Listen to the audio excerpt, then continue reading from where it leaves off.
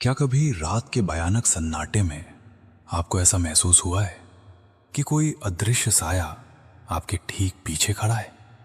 क्या अलौकिक शक्तियों और भूत प्रेतों के ख्याल आपके मस्तिष्क में भी बार बार दस्तक देते हैं?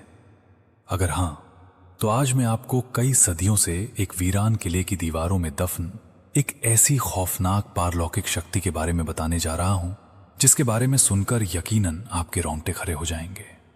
आप ये सोचने पर मजबूर हो जाएंगे कि क्या वाकई इस दुनिया में ऐसा कुछ भी हो सकता है? और रहस्य यहीं खत्म नहीं होता। इस वीडियो के बिल्कुल आखिर में मैं आपको एक ऐसे जाने माने व्यक्ति के खौफनाक अंत के बारे में बताऊंगा, जिसकी रहस्यमयी मौत का कारण इन्हीं अदृश्य और बुरी शक्तियों को माना गया। इसलिए अपने दिल की धड़कनों को थाम लीजिए और वीडियो को आखिर तक जरूर देखिएगा। नमस्कार, मैं हूं राजकुमार और आप देख रहे हैं अनदेखा सच। वीडियो को लाइक करें, चैनल को सब्सक्राइब करें और कमेंट बॉक्स में अपने गांव या शहर का नाम जरूर लिखें। कल्पना कीजिए एक ऐसे किले की जो दिन के उजाले में तो बेहद भव्य नजर आता है, लेकिन सूरज ढलते ही एक खौफनाक कब्रिस्तान में तब्दील हो जाता है। आप सामने जिस जंग लगे बोर्ड को देख रहे हैं, वो राजस्थान के अलवर जिले में स्थित भानगढ़ के बाहर लगा है। भारतीय पुरातत्व सर्वेक्षण ASI के इस बोर्ड पर साफ और सख्त हिदायत लिखी है। सूर्योदय से पहले और सूर्यास्त के पश्चात इस किले में प्रवेश वर्जित है। प्रवेश करना तो बहुत दूर की बात है, रात के वक्त इस किले के मीलों आसपास भी किसी को फटकने नहीं दिया जाता। आखिर ऐसा क्या है इन खंडरों में? आज मैं आपको इसी भानगढ़ किले की वो रूह कपा देने वाली कहानियां तफसील से बताऊंगा, जिन्हें कुछ लोग महज किस्से मानते हैं, लेकिन स्थानीय लोगों के लिए ये खौफनाक सच्ची घटना है। पहली कहानी शुरू होती है आमेर के राजा भगवंत दास के दौर से। जब वो भानगढ़ के इस भव्य किले का निर्माण करवा रहे थे, तो वहां से कुछ ही दूरी पर गुरु बालूनाथ नाम के एक सिद्ध तपस्वी घोर तपस्या में लीन रहा करते थे। जब गुरु बालूनाथ को भनक लगी कि उनके तपोवन के ठीक बगल में एक विशाल किला आकार ले रहा है, तो उन्होंने राजा को अपने पास बुलवाया।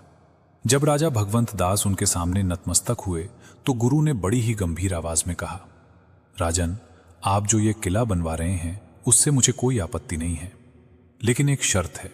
इस बात का विशेष ध्यान रखना कि तुम्हारे इस किले की ऊंचाई इतनी अधिक ना हो जाए कि उसकी परछाई दिन के किसी भी प्रहर में मेरे इस तपस्या स्थल को छुए। उन दिनों साधु संतों के वचनों को पत्थर की लकीर माना जाता था। राजा ने भी पूरे आदर के साथ उनकी बात मान ली और किले के निर्माण में इस बात का खास ख्याल रखा गया। अगली 2 पीढ़ियों तक भानगढ़ पर राज करने वालों ने गुरु बालूनाथ के इस आदेश का सम्मान किया, लेकिन विनाश काले विपरीत बुद्धि। जब तीसरी पीढ़ी ने भानगढ़ की गद्दी संभाली, तो सत्ता के नशे में चूर होकर उन्होंने उस सिद्ध गुरु की चेतावनी को पूरी तरह अनसुना कर दिया। उन्होंने किले का पुनर्निर्माण करवाया और दीवारों को और अधिक ऊंचा करवा दिया। और फिर वो मनहूस दिन आया जब ढलते सूरज के साथ उस गगनचुंबी किले की काली परछाई रेंगती हुई सीधे गुरु बालूनाथ के तपस्या स्थल तक पहुंच गई। जैसे ही वो परछाई बालूनाथ पर पड़ी, उनका क्रोध ज्वालामुखी की तरह फट पड़ा। उन्होंने अपनी तपस्या भंग होने पर उसी क्षण ये भयानक श्राप दे दिया, ये भानगढ़ पूरी तरह तबाह हो जाएगा, ये आबाद नहीं बर्बाद रहेगा। कहा जाता है कि उसी दिन के बाद भानगढ़ पर दुखों का ऐसा पहाड़ टूटा कि सब कुछ मलबे में तब्दील हो गया। इतिहास गवाह है कि 1783 में यहां एक भयंकर अकाल पड़ा था, जिसमें मरने वालों का आंकड़ा अनगिनत था। स्थानीय लोग आज भी मानते हैं कि वो अकाल गुरु बालूनाथ के उसी विनाशकारी श्राप का नतीजा था। इसी श्राप की दहशत है कि आज भी कोई इंसान इसके आसपास रात गुजारने की हिम्मत नहीं जुटा पाता। लेकिन भानगढ़ के खंडहरों में गूंजती दूसरी कहानी इससे भी ज्यादा रहस्यमयी और डरावनी है। ये कहानी है उस खूबसूरत राजकुमारी की, जिसके कारण लोग इस किले को भुतहा और शैतानी मानते हैं। जब यह किला आबाद था, तब यहाँ राजकुमारी रत्नावती रहा करती थी। उनकी खूबसूरती के चर्चे केवल भानगढ़ ही नहीं, बल्कि दूर दूर की रियासतों तक फैले हुए थे। हर दिन अलग अलग राजाओं के विवाह प्रस्ताव उनके लिए आते थे। लेकिन उन शाही चेहरों के बीच एक ऐसी खौफनाक नजर भी थी जो राजकुमारी पर गड़ी थी। वो था सिंधिया नाम का एक तांत्रिक। सिंधिया काले जादू और तंत्र विद्या का प्रकांड विद्वान था।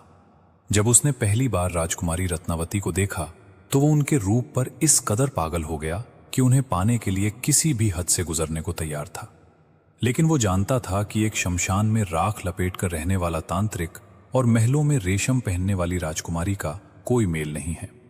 सीधे तरीके से रत्नावती को पाना असंभव था, इसलिए उसने एक ऐसी खौफनाक साजिश रची जिसने पूरे भानगढ़ का नामो निशान मिटा दिया। उन दिनों भानगढ़ किले के अंदर ही एक बड़ा बाजार लगा करता था। एक दिन राजकुमारी की खास दासी उसी बाजार में राजकुमारी के लिए सुगंधित तेल इत्र खरीदने आई। सिंधिया तांत्रिक इसी ताक में था। अपनी तंत्र विद्या में माहिर सिंधिया ने मौका पाकर उस तेल की शीशी पर एक शक्तिशाली वशीकरण मंत्र फूंक दिया। उसका इरादा था कि जैसे ही राजकुमारी इस तेल को अपने शरीर पर लगाएगी, वो सम्मोहित होकर खींची हुई उसके पास शमशान में चली आएगी। दासी वो तेल लेकर महल में पहुंच गई, लेकिन राजकुमारी रत्नावती स्वयं तंत्र और रहस्यमयी विद्याओं की जानकार थीं। जैसे ही उनकी नजर उस तेल पर पड़ी, उन्हें तुरंत आभास हो गया कि इसमें कुछ काला जादू है। उन्होंने दासी से कड़ाई से पूछा तो पता चला कि बाजार में उसे सिंधिया तांत्रिक मिला था। सिंधिया का नाम सुनते ही राजकुमारी पूरा खेल समझ गईं। उन्होंने बिना एक पल गवाए उस तेल की शीशी को किले की छत पर पड़े एक विशाल चट्टान पर पटक कर फोड़ दिया। सारा मंत्रमुग्ध तेल उस पत्थर पर फैल गया। अब देखिए तांत्रिक के उस काले जादू का खौफनाक असर।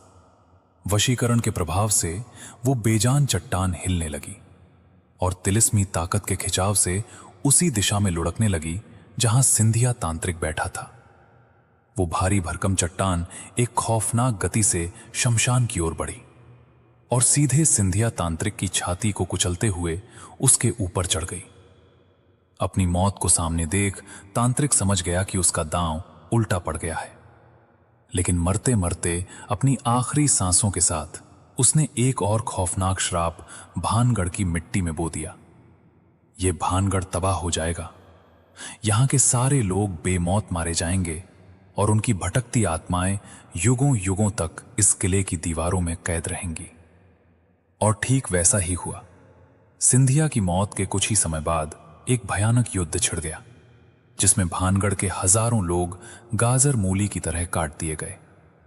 राजकुमारी रत्नावती भी उसी युद्ध में मारी गई। लोगों का पक्का विश्वास है कि तांत्रिक के उसी श्राप के कारण आज भी रात के वक्त इस किले के खंडहरों से तलवारों के टकराने, औरतों के रोने और दर्दनाक चीखने चिल्लाने की आवाजें आती हैं। दोस्तों, ये तो थीं वो सदियों पुरानी घटनाएं जो पारलौकिक शक्तियों और श्राप से जुड़ी हैं। लेकिन इस किले को रात में बंद रखने के पीछे एक और स्याह सच भी छिपा है। कुछ सालों पहले जब इस किले में रात को जाने पर पाबंदी नहीं थी, तब कई असामाजिक तत्व और लालची लोग रात के अंधेरे में यहां खुदाई करने आते थे। उन्हें लगता था कि इन खंडहरों के नीचे राजाओं का कोई बेशकीमती खजाना दबा है। इस खजाने की अंधी तलाश में रात के वक्त यहां अजीबोगरीब और आपराधिक गतिविधियां होने लगीं।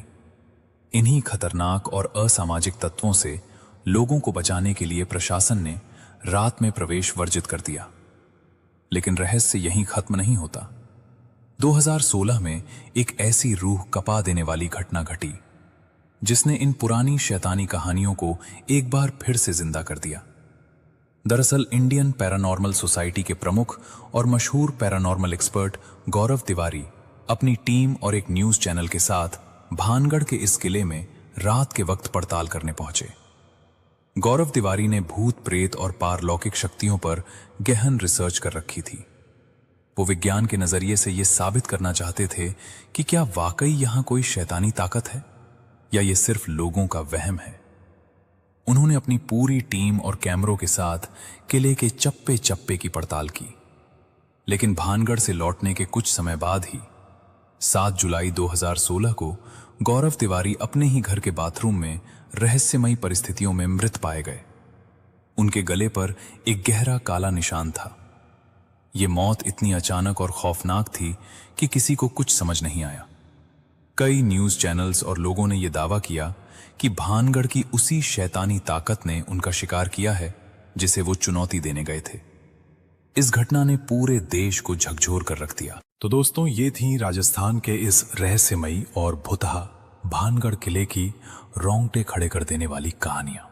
मैं इस वीडियो में बताई गई किसी भी कहानी की पूर्ण सत्यता का वैज्ञानिक प्रमाण तो नहीं देता, लेकिन इस बात से भी इनकार नहीं किया जा सकता कि इन वीरान खंडरों की आबो हवा में कुछ न कुछ ऐसा रहस्य जरूर है जिसने भारत सरकार तक को इसके बाहर वो चेतावनी भरा बोर्ड लगाने पर मजबूर कर दिया। वीडियो को लाइक और चैनल को सब्सक्राइब करने के साथ कमेंट बॉक्स में जरूर बताइएगा कि आपको ये रोंगटे खड़े कर देने वाला वीडियो कैसा लगा। क्या आप कभी रात के वक्त ऐसे किसी किले में जाना चाहेंगे? मिलता हूं अगली एक और रहस्यमयी नई वीडियो के साथ। तब तक के लिए अपना और अपनों का ख्याल रखिएगा। धन्यवाद।